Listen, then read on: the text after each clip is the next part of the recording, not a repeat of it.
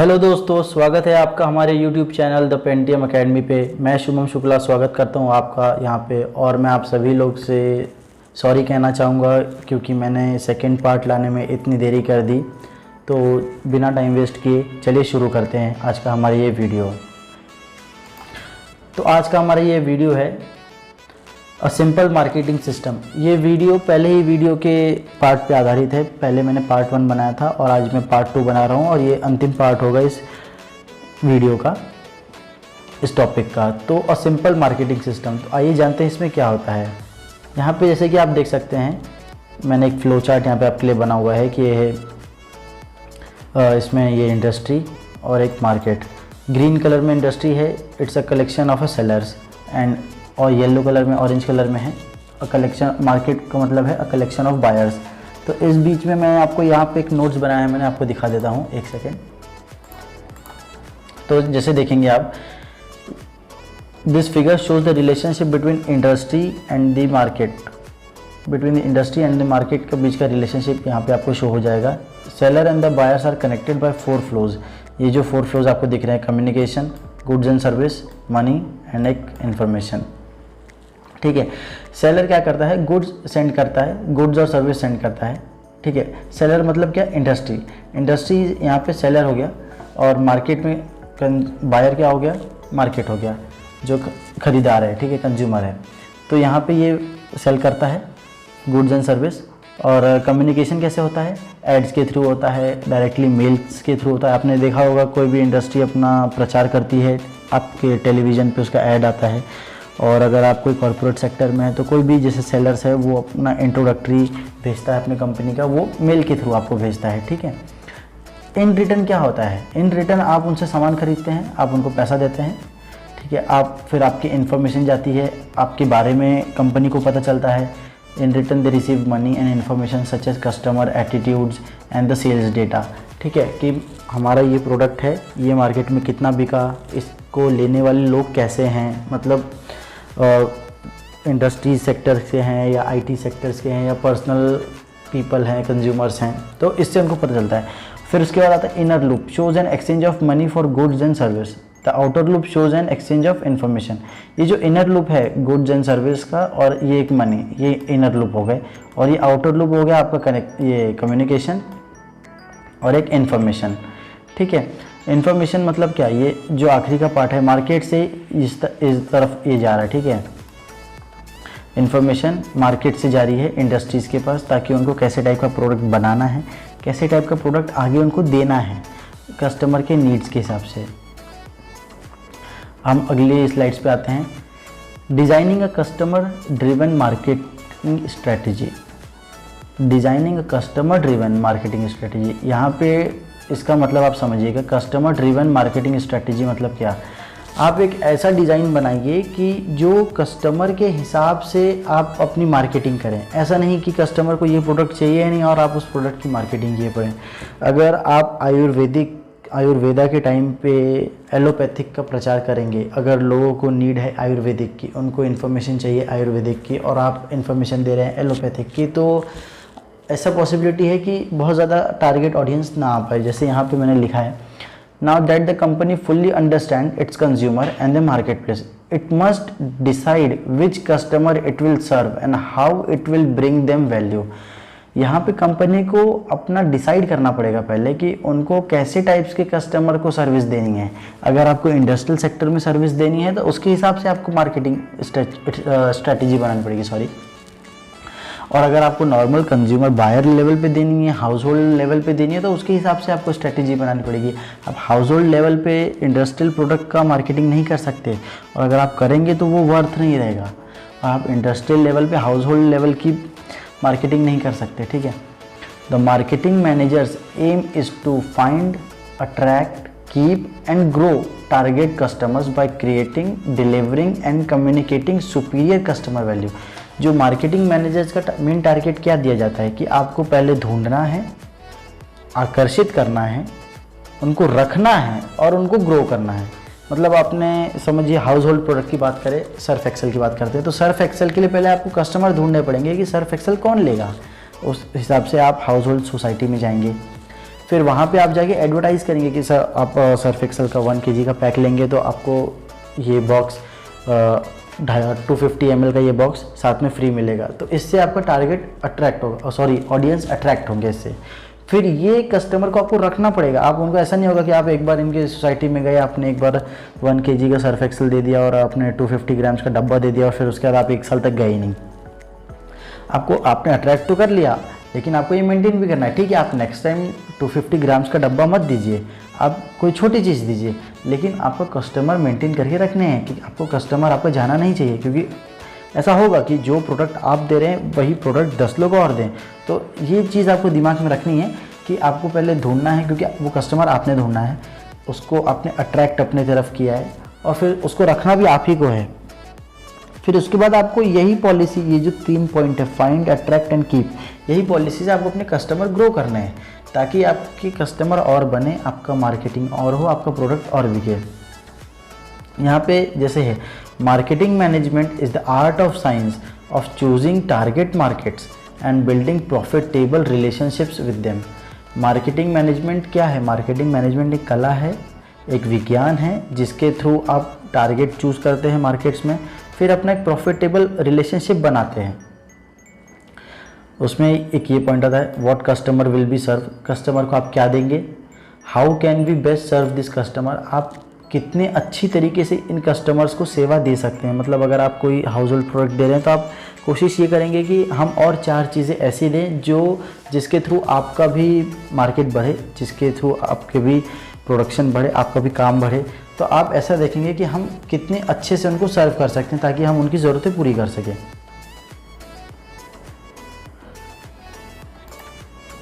Okay, तो अब हम आगे बढ़ते हैं अपने नेक्स्ट स्लाइड पे। यहाँ पे डिज़ाइनिंग उसी का पार्ट है। तो इसमें देखिए जैसे कि सिलेक्टिंग कस्टमर्स टू सर्व, पहले आप कस्टमर्स को ढूंढेंगे जिसको आपको सर्विस देनी है। Marketing segmentations refers to dividing the markets into segments of customer. मतलब सेगमेंट्स मतलब क्या? जैसे सबसे शॉर्ट एग्जांपल आपको मैं बताता हूँ, आप गाड़ी लेते हैं, 4 व्हीलर लेते हैं, तो उसमें सेगमेंट होते हैं। बेस वेरिएंट होता है, मिडिल वेरिएंट होता है और एक हाई वेरिएंट होता है। ठीक है, ये 3 वेरिएंट में आप समझ जाएंगे सेगमेंट्स मतलब क्या। एक बेस वेरिएंट मतलब ठीक है, आपने कोई गाड़ी ली, वो 10 लाख रुपए उसका प्राइस है, तो 10 लाख रुपए में आप देखेंगे कि ये गाड़ी का बेस मॉडल कितने का आ रहा है। होंडा सिटी अगर आप लेते हैं तो 8 लाख रुपए का आपको बेस मॉडल मिल जाएगा, 9 लाख रुपए का आपको मिड वेरिएंट मिल जाएगा, मिडिल वेरिएंट, और 10 लाख रुपए का टॉप वेरिएंट मिल जाएगा। मैंने सिर्फ एग्जांपल दिया है। तो इससे मार्केट सेगमेंटेशन भी ऐसे ही होता है। आपको कस्टमर्स के हिसाब से मार्केट में सेगमेंट्स बनाने पड़ेंगे कि आप ये जो प्रोडक्ट बना रहे हैं ये कस्टमर्स के कौन से ग्रेड के कस्टमर्स हैं, ये प्रोडक्ट को कौन से ग्रेड के कस्टमर लेंगे, ये प्रोडक्ट को कौन से ग्रेड के कस्टमर लेंगे और ये प्रोडक्ट को कौन से ग्रेड के कस्टमर लेंगे। तो उसमें आप सेगमेंट्स बनाएंगे। Target marketing refers to which segment to go after. Target marketing मतलब क्या होता है? टारगेट मार्केटिंग मतलब आप मार्केटिंग में टारगेट सेट करेंगे कि आपका जो सेगमेंट आपने बनाया है तो उसमें आपको टारगेट जो पूरा करना है, तो आपका कौन सा ऐसा सेगमेंट है जिसके थ्रू आपके टारगेट्स पूरे हो सकते हैं। आपने 3 सेगमेंट्स बनाए, बेस, मिडल और हाई। तो आपको उसके हिसाब से टारगेट सेट करना है कि भाई मैंने ये बेस वाला बनाया है, ये मिडिल वाला बनाया है और ये हाई वाला बनाया है, तो इसमें मेरा कितने कम टाइम में टारगेट अचीव हो सकता है। 8 लाख वाले बेस मॉडल में मेरा कितना टारगेट अचीव होगा? 5 लाख का। मिडिल वाले में मेरा कितना होगा? 7 लाख का। और टॉप वाले में कितना होगा? मेरा 10 लाख का। तो ऐसे आपको बनाना है। तो यहाँ पे जैसे लिखा है, अ company must decide whom it will serve, वो किसको सर्विस देगी। it does this by dividing the market into segments of customers। Market segmentation, ये जो मार्केट सेगमेंटेशन की बात की थी मैंने, and selecting which segment it will go after, उसका मतलब target marketing. Some people think of marketing management as finding as many customers as possible and increasing demand। कुछ लोग सोचते हैं कि मार्केटिंग मैनेजमेंट में मतलब हम कितने कम टाइम में कितने ज़्यादा लोगों को ढूंढ लें और कितनी जल्दी हम अपना काम कर लें, ठीक है, कितने जैसे तैसे। लेकिन ऐसा नहीं होता है। मार्केटिंग मैनेजमेंट जैसे मैंने आपको बताया है, पहले आपको डिवाइड करना पड़ेगा सेगमेंट्स में, कस्टमर के हिसाब से आपको डिवाइड करना पड़ेगा, उसके हिसाब से आपका काम होगा। But the marketing manager knows that they can not serve all the customers in every way. लेकिन मार्केटिंग मैनेजर जो होता है उसका काम यही होता है, उसको एनालिसिस करना पड़ता है, वो सारे कस्टमर्स को हर एक टाइप में सर्व नहीं कर सकता, हर एक वे में सर्व नहीं कर सकता। किसी कस्टमर ने, अब समझिए आपने कार का शोरूम खोला, तो अब आप कार के साथ सिर्फ कार की एसेसरीज दे सकते हैं, सर्विस दे सकते हैं। अब उसके साथ आप बाइक नहीं देंगे, टू व्हीलर नहीं देंगे, ऑटो रिक्शा सब एक साथ नहीं दे सकते, ठीक है।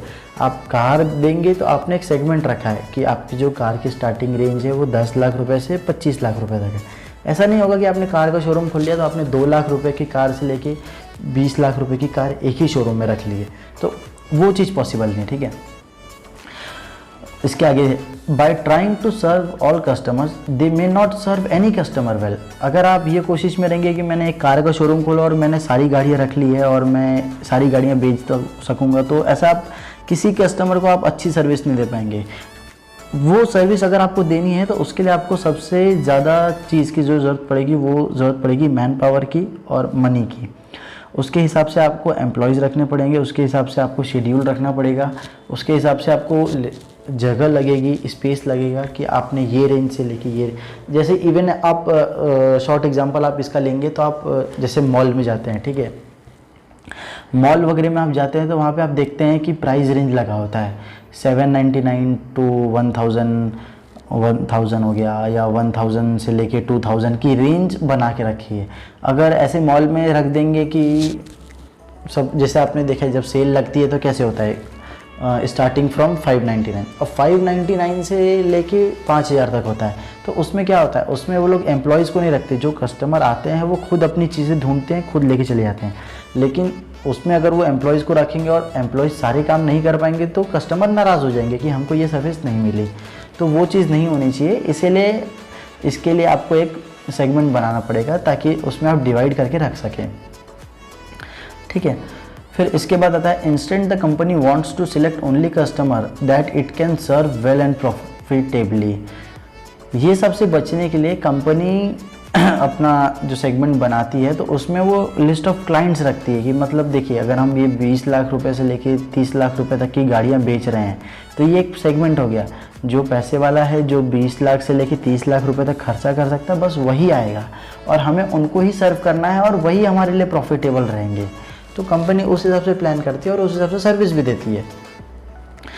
इसमें मार्केटिंग मैनेजर जो रहता है उसको डिसाइड करना पड़ेगा कि कौन से टाइप का कस्टमर है और कौन से लेवल पे आ रहा है, ठीक है। उसमें उसका marketing manager must decide which customer they want to target and on the level, timing and nature of their demand. Marketing manager ये डिसाइड करेगा कि कौन से टाइप के कस्टमर्स को उनको सर्विस देनी है। तो जैसे अभी आपको बताया मैंने 20 लाख से 30 लाख रुपए की उसने गाड़ी रखी है बेचने के लिए, तो उसको उसके हिसाब से टाइम लेवल देखना पड़ेगा कस्टमर का, टाइमिंग सेट करनी पड़ेगी कि ये कस्टमर आता है तो मुझे वो कस्टमर को इतना टाइम देना है। फिर उसका नेचर ऑफ डिमांड, उसको कैसी टाइप की गाड़ी चाहिए या कैसी टाइप की सर्विस चाहिए, ये डिसाइड करना पड़ेगा। ऐसा नहीं होगा कि एक कस्टमर आया तो उसके पीछे ही वो लग गया, दिन भर उसी के पीछे लगा रहेगा, अल्टीमेटली वो कस्टमर ने कुछ भी नहीं लिया। तो ये नेचर ऑफ जो उनकी डिमांड है, उनका जो लेवल है, टाइमिंग है, ये सब बहुत ज़रूरी होगा, ये मैच करना पड़ेगा। Simply put marketing management, simply put मतलब सिंपली समझा जाए, marketing management is customer management and demand management. Marketing management 2 words में कहा जाए तो कस्टमर मैनेजमेंट है और डिमांड मैनेजमेंट है। मतलब कस्टमर को मैनेज करो और उनकी डिमांड्स को मैनेज करो कि उनको क्या सर्विस चाहिए। इसके बाद आता है market segmentation, target market selection and product positioning. Market segmentation तो लास्ट वाले स्लाइड में हमने थोड़ा सा डिस्कस किया। Target market selection, target market selection मतलब जो भी आपने टारगेट रखा है उसके हिसाब से, मार्केट के हिसाब से आपको रखना पड़ेगा कि ताकि आपका वो चीज़ वहाँ पे चल जाए, आपका काम हो जाए, आपका जो प्रोडक्ट है वो बिक जाए। प्रोडक्ट पोजीशनिंग मतलब कौन से प्रोडक्ट को कौन से लेवल पे रखना है, ये चीज़ हम देखेंगे इसमें।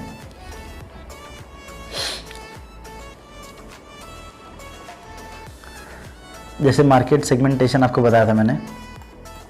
Market segmentation the process of describing and differentiating customer.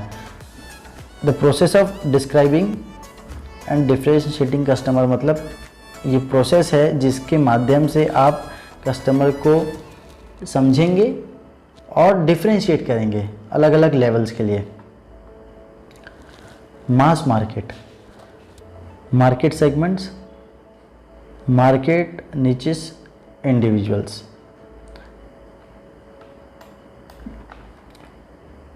इसके बाद है marketers can be segmented on demographic segmentation, physiographic segmentation and behavioural segmentation. ठीक है, ये जो 3 चीज़ है यहाँ पे आपको मैं डिटेल बता देता हूँ। Market segmentation can help you to define and better understand your target audience and ideal customers. Market segmentation आपको हेल्प कर सकता है आसानी से डिफाइन करने के लिए और बहुत ही आसान शब्दों में समझने के लिए कि आपका टारगेट ऑडियंस क्या है और आइडियल कस्टमर क्या है। आइडियल कस्टमर मतलब एक रेगुलर बेसिस पे जो कस्टमर आते हैं वो क्या है।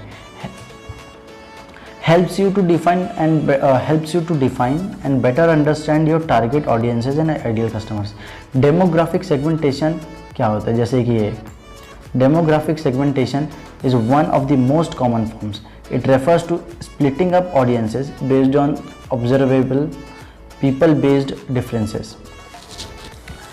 डेमोग्राफिक सेगमेंटेशन में क्या होता है, ये रेफ़र करता है कि आप पहले अपने ऑडियंस को स्प्लिट कर दीजिए। किस बेसिस पे, उनके ऑब्जर्वेबल पे, आप कौन से हिसाब से उनको देखते हैं, फिर उसके हिसाब से सॉरी थोड़ा सा उसमें इशू हो गया था टेक्निकल, तो दोबारा से एक बार बता देता हूँ। Demographic segmentation is one of the most common forms. ठीक है, it refers to splitting up audiences based on observable people based differences. Demographic segmentation में क्या होता है कि आप स्प्लिट कर देते हैं ऑडियंसेस को उनके नज़रिए के बेसिस पे। सामने वाले का एक नज़रिया होता है, कोई भी प्रोडक्ट को जब देखते हैं तो उसकी देखने से ही तारीफ़ कर देते हैं, या देखने से ही कह देते हैं यार ये तो बहुत महंगा है, या कह देते हैं यार ये तो बहुत बेकार है या बहुत अच्छा है। ठीक है, और पीपल बेस्ड डिफरेंसेस मतलब अलग अलग लोगों का अलग अलग नज़रिया होता है। ठीक है, this quality includes things like age, sex, marital status, family size, occupation, education level, income, race, nationality and religion. ठीक है, ये जो क्वालिटीज़ मैंने आपको कही, ठीक है, डेमोग्राफिक सेगमेंटेशन में इनमें जो लोग आते हैं, जो क्वालिटीज़ की हमने बात की, इसमें मतलब एज ग्रुप आता है कि लाइक अगर किसी छोटे बच्चे से आपने बहुत प्रोफेशनलिज्म वाली चीज़ पूछ ली तो ये कैसा है, तो वो कह सकता है कि अच्छा भी है या बुरा भी है। ठीक है, फिर उस पर बॉयज़ या गर्ल्स के बेसिस पे आप देखेंगे तो बॉयज़ को मतलब मेंस को अगर लेडीज़ की चीज़ें पता है तो वो तारीफ़ करेंगे, नहीं पता है तो वो तारीफ़ नहीं कर पाएंगे, या लेडीज़ को पता है तो वो तारीफ़ करेंगे। ऑब्वियसली एक आइडिया होता है, एक जजमेंटल लेवल होता है। ठीक है, सामने वाला समझने के लिए कि उसको कितनी समझ है। ठीक है, किसी की शादी हुई होती है, मार्शल स्टेटस, किसी की शादीशुदा जो होता है तो वो आपको थोड़ा सा दूर की राय देगा क्योंकि उसके पास एक्सपीरियंस होता है। ठीक है, जो अनमैरिड है वो अपने लेवल पे राय देगा। ठीक है, कोई फैमिली वाला है तो वो फैमिली के हिसाब से चीज़ें प्लान करता है, वो फैमिली लेवल पे देखेगा। कोई जॉब करता है तो वो अपने प्रोफाइल के हिसाब से ही सामान देखेगा, अपने प्रोफाइल के ऊपर तो जाएगा नहीं। वो एजुकेशन लेवल जो थोड़ा सा पढ़ा लिखा है तो उसके हिसाब से कोई भी चीज़ों को डिटेल में देखने के बाद ही सजेशन देगा। तो ऐसे मतलब और भी है, मतलब बहुत लंबी इसकी लिस्ट है, समझाने जाऊंगा तो आगे तक जाएगा। फिर फिजियोग्राफिक सेगमेंटेशन आता है। फिजियोग्राफिक सेगमेंटेशन क्या होता है, is similar to demographic segmentation but it deals with characteristics that are more mental and emotional. Psychographic segmentation में मतलब आप दिमाग से नहीं काम कर रहे हैं, आप दिल से थोड़ा सा काम कर रहे हैं। ठीक है, अब दिल और दिमाग दोनों का इस्तेमाल कर रहे हैं इसमें। मतलब आप किसी चीज़ में आपको लग रहा है, कोई समझिए आपको कोई चीज़ पसंद आ गई, वो काफ़ी महंगी है, तो आपका दिमाग क्या कहेगा कि नहीं आपको ये खर्चा नहीं करना है, बट आपका दिल क्या कहेगा, नहीं यार मन है ले लेते हैं। तो ये ठीक है, मेंटल एंड इमोशनल। फिर इसमें some types of behaviours to look at, यहाँ पे दिए मैंने 4-5 पॉइंट दिए हुए हैं। ठीक है, जो बिहेवियरल सेगमेंटेशन की बात की थी, online shopping habits, actions taken on website, benefit sort, usage rate, loyalty. मतलब आप इसमें देख सकते हैं कि जो आपका बिहेवियर है ये जैसे ऑनलाइन शॉपिंग पे जब आप देखते हैं तो आप उसमें ऑफ़र्स देखते हैं, उसमें आप देखते हैं कि मुझे कौन सी चीज़ की ज़रूरत है, कौन सी चीज़ कम में मिल रही है। लॉयल्टी मतलब ये जो प्रोडक्ट है सही रहेगा कि नहीं रहेगा, ठीक है। तो ये चीज़ है। Geographic segmentation, splitting up your market based on their location is a basic, ठीक है। जोग्राफिक सेगमेंटेशन मतलब एक भूगोल जिसको आप कहते हैं, ठीक है। Splitting up your market based on their location, आप अपना मार्केट फैला रहे हैं उनके लोकेशन के हिसाब से, ठीक है। Is a basic but highly useful segmentation strategy. ये बेसिक सी चीज़ है, मतलब आप अपना काम कब बढ़ाते हैं, जब आपको लगता है कि हाँ मेरा डिमांड बढ़ रहा है तो आप अपना काम बढ़ाते हैं। ये बहुत बेसिक सी चीज़ है लेकिन बहुत यूज़फुल सेगमेंटेशन स्ट्रैटेजीज है। यूज़फुल इसलिए क्योंकि बाकी जगह भी आपका प्रचार हो रहा है, बाकी जगह भी आप काम कर रहे हैं। A customer's location can help you better understand their needs and enable you to send out location specific ads, ठीक है। A customer location यहाँ पे बहुत देखने वाली बात ये है, जो कस्टमर की लोकेशन है ये आपको बहुत हेल्प कर सकती है। अब आपको, जैसे आप मुंबई में रह रहे हैं, ठीक है, और आपको पता चला है कि लोनावला में भी लाइफ सेट हो रही है, पीपल वहाँ पे रह रहे हैं, पीपल वहाँ पे, ठीक है, पॉपुलेशन बढ़ रही है, तो आपको लोकेशन पता चल गई कस्टमर की लोकेशन की।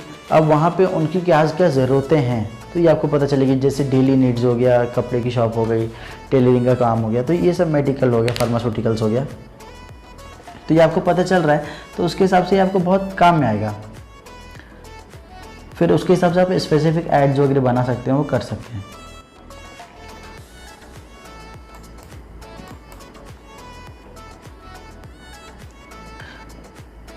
फिर आगे बढ़ते हैं, designing a customer driven marketing strategy.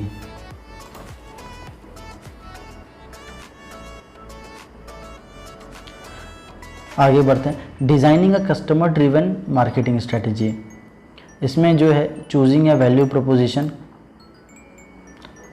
उसके बाद है a brand's value proposition is a set of benefits और values a company promises to deliver to the customer to satisfy their needs.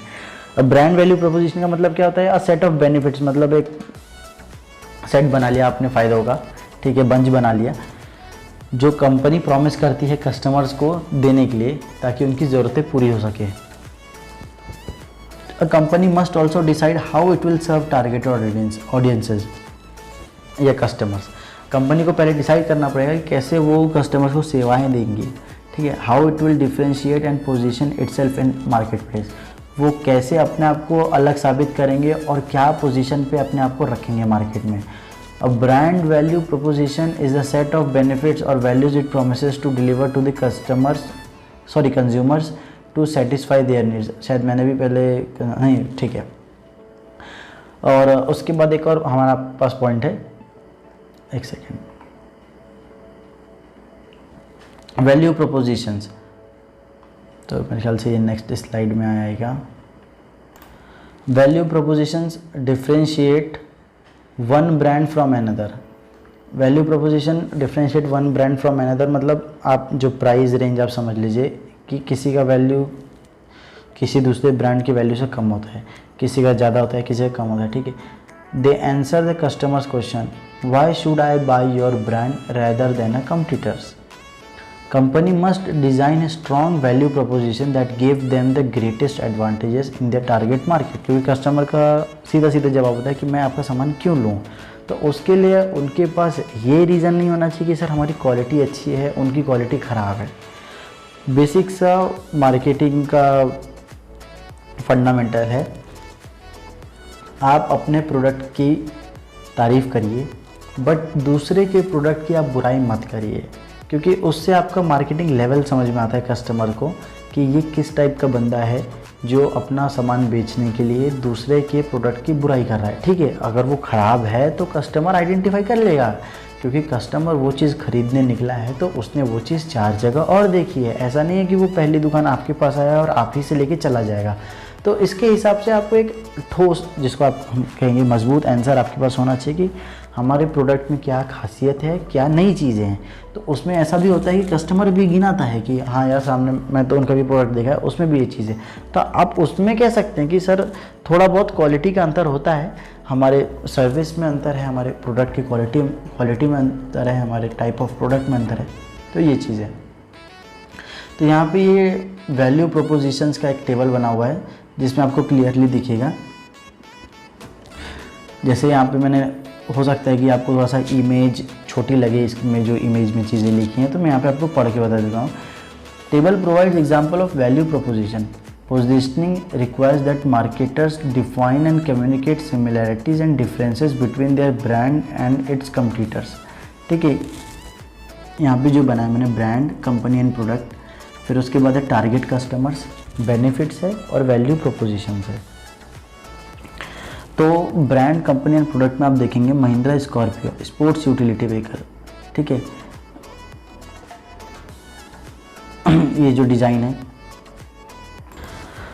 Sorry एक बार फिर से स्टार्ट करते हैं। जैसे ब्रांड, कंपनी एंड प्रोडक्ट में महिंद्रा स्कॉर्पियो, ये क्या है? स्पोर्ट्स यूटिलिटी व्हीकल है, मतलब इसमें ब्रांड भी आ गया, कंपनी भी आ गई, प्रोडक्ट भी आ गया। ब्रांड महिंद्रा का हो गया, कंपनी महिंद्रा है, उसका प्रोडक्ट क्या है? स्कॉर्पियो है, और उसका जो ग्रेड क्या है? स्पोर्ट्स यूटिलिटी व्हीकल, उसका जो ये टाइप है, कौन से टाइप की व्हीकल है वो। फिर उसमें high design, leather bags and other fashion accessories, मतलब डिज़ाइनर प्रोडक्ट हो गया, उसमें आपका लेदर बैग्स हो गया और अदर फैशनेबल। और जो डोमिनोज हो गया, डोमिनोज क्या है? पिज़्ज़ा है, तो ये फूड कैटेगरी में आपके आ गया। जो पहला पॉइंट है महिंद्रा स्कॉर्पियो एंड यूटिलिटी का, इसको आप देखेंगे तो इसमें टारगेट ऑडियंस क्या है? Consumer interest in life style products. फिर उसका बेनिफिट्स क्या है? Ruggedness, luxury and comfort. ठीक है, और वैल्यू प्रोपोजिशन क्या है? A vehicle that provides the luxury and the comfort of a car and the adventure and thrill of N SUV. मतलब महिंद्रा स्कॉर्पियो में आपको सारी चीज़ें हो गई, target customer, benefits and value proposition. इसमें आपका लाइफ स्टाइल भी हो गया कि हाँ भाई मेरे पास गाड़ी है। बेनिफिट्स आपको क्या हो गया? आपके पास लग्जरी भी मिल रही है, आपको कंफर्ट भी मिल रहा है, और आपको मतलब एक मजबूत चीज़ मिल रही है, आप कहीं पे भी उसको लेके जा सकते हैं। ठीक है, फिर हाई डिज़ाइन वाली बात करते हैं तो फैशन कॉन्शियस कंज्यूमर्स। फिर बेनिफिट में ड्यूरेबिलिटी है, स्टाइल है, एस्थेटिक अपील है, मतलब ठीक है, आप समझ रहे हैं, मतलब आपको ये सब में बेनिफिट मिल रहा है तभी आप ले रहे हैं। लोग आपको देखेंगे, आपके सामान को देखेंगे, तभी आप इसमें इन्वेस्ट कर रहे हैं। ठीक है, वैल्यू प्रोपोजिशन कैसे निकला इसमें? वैल्यू प्रोपोजिशन मतलब फैशन एसेसरीज हो गया आपका। ठीक है, that communicate luxury in life style. ये फैशन एसेसरीज है जो बिना बोले ही लोगों को आपके लाइफ स्टाइल के बारे में बता रहा है। अगर आपने महंगा लेदर बैग लिया है तो लोगों को पता चल रहा है हाँ इनके पास लेदर बैग है, महंगा लेदर बैग है, पैसे वाले हैं। डोमिनोज पिज़्ज़ा में क्या हो रहा है? आपका कन्वीनियंस माइंडेड पिज़्ज़ा लवर। ठीक है, ये जो पिज़्ज़ा लवर्स होते हैं, जिनको पिज़्ज़ा खाने का शौक़ होता है या फास्ट फूड, जंक फूड खाने का शौक़ होता है, तो ये कस्टमर्स अट्रैक्ट हो रहे हैं ये आइटम के थ्रू। बेनिफिट्स क्या मिल रहा है? आपको कम टाइम में अच्छा खाना मिल जा रहा है, आपको 30 मिनट में डिलीवरी मिल जा रही है। फिर इसमें वैल्यू प्रोपोजिशन कैसे निकल रहा है? A good hot pizza deliver to your doorstep with 30 minutes of ordering. मतलब 30 मिनट में आपको अच्छा खाने के लिए मिल जा रहा है। जब आप कुछ सोच नहीं पा रहे कि क्या मंगाना है तो आपको ये मिल जा रहा है। तो ये हमारा आज का वीडियो था। उम्मीद है आपको ये वीडियो समझ में आया होगा, और थोड़ा बहुत बीच बीच में थोड़ा सा गलती भी हुई है तो उसको थोड़ा सा इग्नोर करिएगा। और आपके जो भी सजेशंस होंगे आप मुझे बिल्कुल कमेंट में दीजिए, ताकि मैं आने वाली नेक्स्ट वीडियो में इम्प्रूव करूं। और अभी तक मैंने देखा है कि मेरा पहला वीडियो भी थोड़ा क्या काफ़ी लंबा हो गया था, मतलब अराउंड 41 मिनट्स का हो गया था, और ये वाला भी थोड़ा लंबा ही हो गया है। तो मैं इसके लिए सॉरी चाहूँगा आप लोग से कि थोड़ा सा टाइम ज़्यादा लग गया, लेकिन मैं ये चीज़ को इम्प्रूव करूँगा ताकि नेक्स्ट वीडियो में इतना टाइम ना लगे और कम टाइम में आपको ज़्यादा बेनिफिट मिल सके। तो वीडियो अगर पसंद आई तो थोड़ा सा लाइक कर दीजिएगा, और चैनल पर अगर नए हैं तो उसको सब्सक्राइब कर दीजिएगा। Thank you so much.